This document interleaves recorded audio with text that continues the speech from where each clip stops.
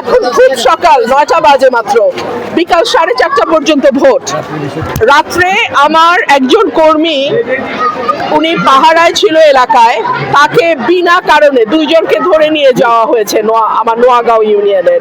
আমি সকালে ডিসি মহোদয়ের সঙ্গে কথা বললাম, কিন্তু আমার মনে হলো ওনাকে ভুল বোঝানো হয়েছে ডিসি মহোদয়কে। তো সে এখন থানায় আছে।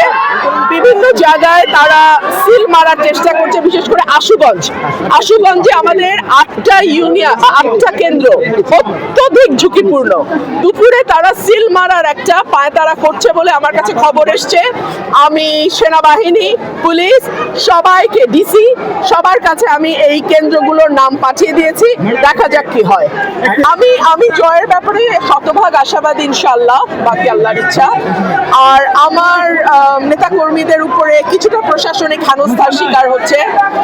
আমার দুজন কর্মীকে গতকাল রাতে পুলিশ ধরে নিয়ে গেছে। তারা রাস্তার উপরে বসা ছিল, বিকজ ওই রাতে সিল মারার একটা পরিকল্পনা ছিল খেজুর গাছে।